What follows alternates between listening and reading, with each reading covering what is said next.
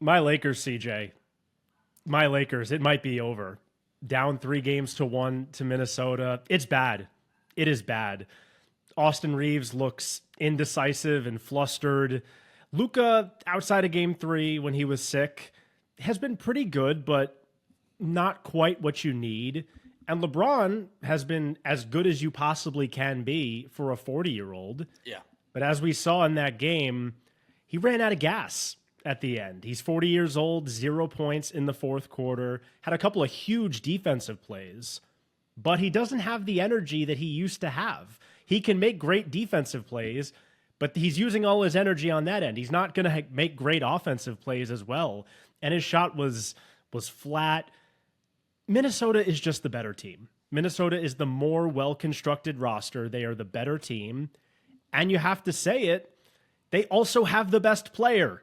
They have the best player in this series. Anthony Edwards has been the best player in this series. What he was doing in that fourth quarter, just a complete and total takeover, driving to the basket, getting whatever he wanted, playmaking, making some huge defensive stops. He is really burgeoning into the kind of guy that everyone has thought he could become. We saw some glimpses of it in the playoffs last year, but now we're really seeing it.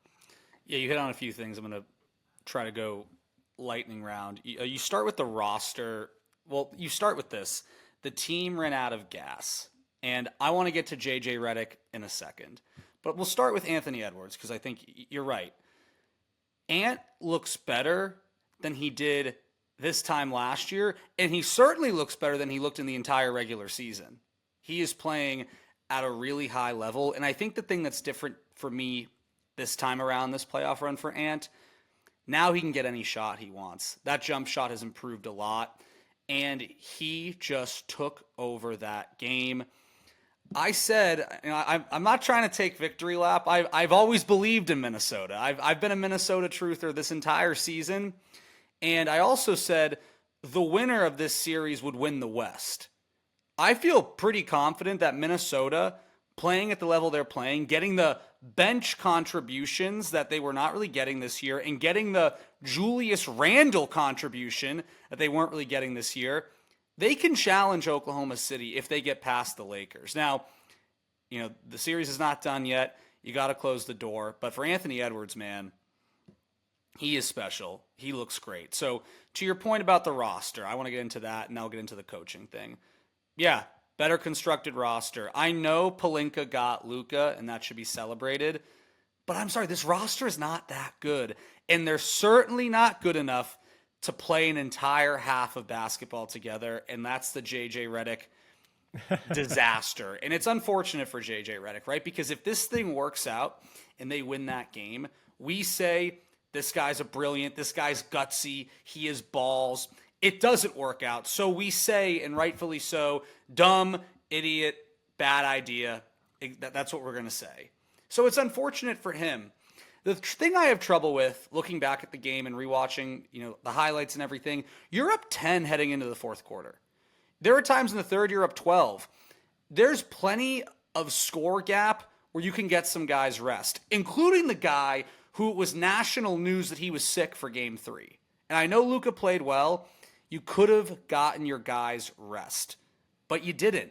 And outside of Luka, you have an aging LeBron who stat sheet looked fine, but he got to the line 18 times, which he kind of needed to in that game.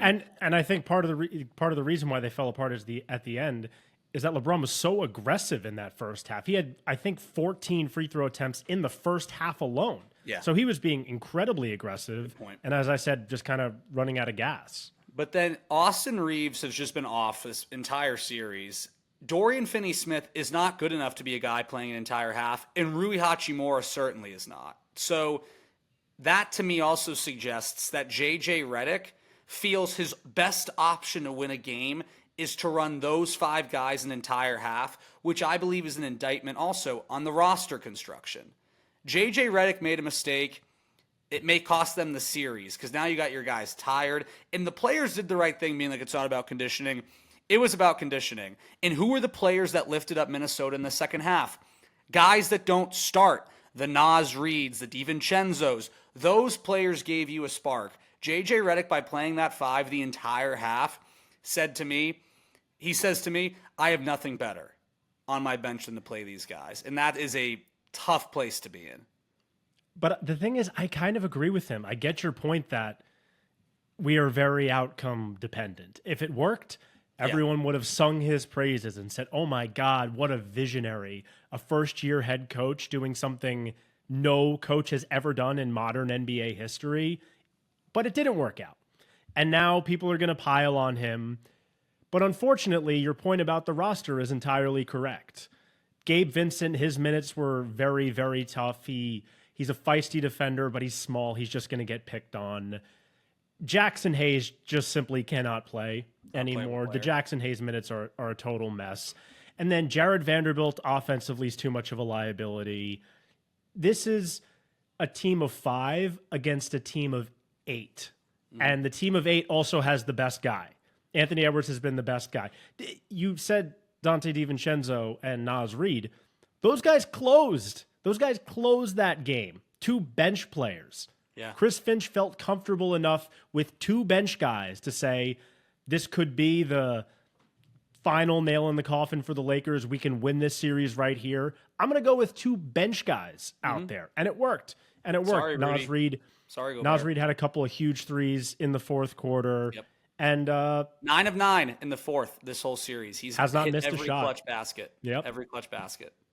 Yeah, it's really rough, and you're starting to see some real flaws with Luka Doncic. I think, obviously, Game 3 was an outlier. He was very sick, and I'm sure Game 4 he was still slightly affected by it, but he really is struggling to get to the basket, and he's never been a burner. He's never been a guy who's going to break his defender down off a dribble, burst past him, and get to the basket. But everyone on Minnesota, he can bully some guys, but he can't just get past them. He can't do it. And I saw some people bring this point up on Twitter. That's where the lack of a center really comes. It really shows itself. Because when he was with Dallas, he had Lively and Gafford, who are both good screeners, who were able to, set the defender behind him just a little bit, give him a couple of inches of space so that he can start getting to the basket. And they can roll. Yeah. He doesn't have that. Jackson Hayes doesn't play. And sorry, Dorian Finney-Smith and Rui and LeBron, those guys can screen, but they're not a center. They're not a big body that's going to keep the defender at bay for a quarter of a second, which when you're limited athletically like Luka Doncic is, all of those count. If you can't get him an extra 3 inches on your hip, that's the difference between getting downhill to the basket and kicking out to a wide open 3-point shooter and just getting flustered. The Lakers offense down the stretch was just so dead. You could tell those guys' legs were dead. And Luka, when you have to rely on him, that's why you traded for him. He's going to be the guy. He was able to muster up pretty much nothing. I think it's a couple other things. I get your point that Redick really had no other options. I just think there is some element of just having fresh legs out there. We wouldn't be having this conversation if Luka and LeBron played the whole second half. It was the whole starting 5 that did it for me. That is just kind of nuts, dude. I'm sorry. I get the sentiment, but I think JJ Redick, he's not going to get fired for that. He's fine, but this is kind of the gamble you run with a guy who doesn't have coaching experience against a coach who is a really good coach in Chris Finch, who has a really good assistant. I forget the guy's name, but he coached for him last year when he broke his leg. Micah Nori, I think. Yeah. I think it's Micah Nori. That sounds right. You could have said anybody. I'm gonna look it up. But I just think you're seeing that as well. There's a coaching advantage. And I am JJ correct. Redick, It was Micah Nori. Nice job. JJ Redick, there's going to be growing pains. But I think, to run that bold of a strategy, I just don't think you had to. You were up 10 at one point. You can definitely get, especially going, from quarter to quarter, there's the inherent TV timeout, and then you can give LeBron or you can give Luka till the 9-minute mark. You can give them time, and he just didn't. And for Minnesota, Maybe just employ the hack a Rudy strategy. I know it can result in extra free throws. They kind of outlawed it, but fuck it. You need to do what you need to do. Just hack Rudy. Give him 3 free throws or whatever. It doesn't matter. Yeah. Like you cannot, you cannot let your best players, one of whom is one of the oldest players in the history of the league, and the other who is coming off of a serious stomach bug just 2 days ago. Yeah. To ask them to go 24 straight minutes in the second half of an incredibly physical, stressful basketball game, that's a colossal ask. And Luka and LeBron were not up for it. No, the whole team wasn't up for it. I just don't think it was enough. And then give Minnesota credit. I think there's some extra motivation knowing that Luka and the Mavericks knocked them out last year in the playoffs. There's some extra edge there, I think. And so now you're not just playing the Lakers, but you're playing Luka. And Ant is thinking, it's me against this guy. And he's really shown out. And so for the Lakers, dude, it's pretty shocking. 3-1, going home. It's shocking that they have found themselves in this position, and it would be shocking if the Lakers, a team that we both have getting to the NBA Finals, were to get eliminated like this. It would be quite shocking. Yeah, it would be. And I will say the most shocking part is that down the stretch, these close games, when it's crunch time, number 5 on Minnesota has been the guy who you want to have the ball in his hands. It hasn't been LeBron. It hasn't been Luka. Certainly has not been Austin Reeves. It's been Anthony Edwards, and I want to give him a little bit of credit because we have not mentioned his name really. Julius Randle has had one hell of a series. I said Julius that, yeah. Randle. He's been good. I think he had the first 9 points of this game for Minnesota when the Lakers got off to a really hot start. He kind of kept them at bay at the beginning when the Lakers were up like 7 or 8 to start. Without Randall's contributions, they could have been down 13-14. And maybe it's a whole different game after that. But yeah, he deserves a lot of credit. Everyone involved with Minnesota deserves a lot of credit. Ant the most, but I think Nas has been really good. DiVincenzo is committed like 3 insanely stupid fouls every single game, but I still think he's been a very effective player. Nickeil Alexander-Walker, it's not a great series for him, but I think he's done his job. And Rudy, in limited minutes, has held his own defensively. So massive, massive credit to Minnesota.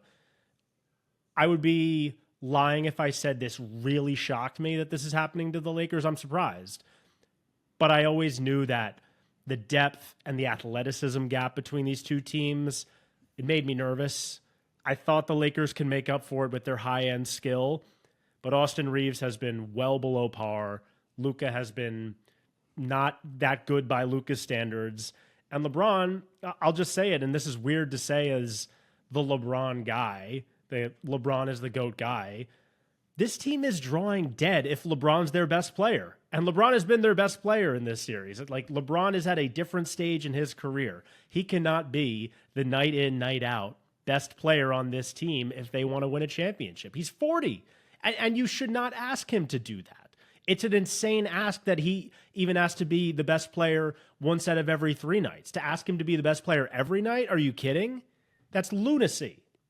And I've always thought that this season is a little bit more, after the Luka trade, of course, a little bit more of a test out, just to see what kind of guys we need. How are we going to build this roster around Luka going forward? What kind of pieces do we require? But I would be lying if I said this isn't still very disappointing. I didn't think they had a great chance of winning it all. I picked them. Blind faith in LeBron and Luka. I didn't feel fantastic about it, but I picked them.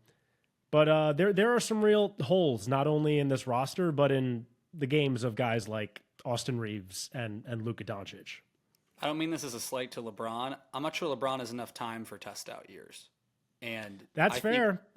If they get bounced in the first round, that is devastating, I think, for him and for this team, because you made a gamble. You're going all in on Luka now, and they're going to have a big offseason to figure out their identity.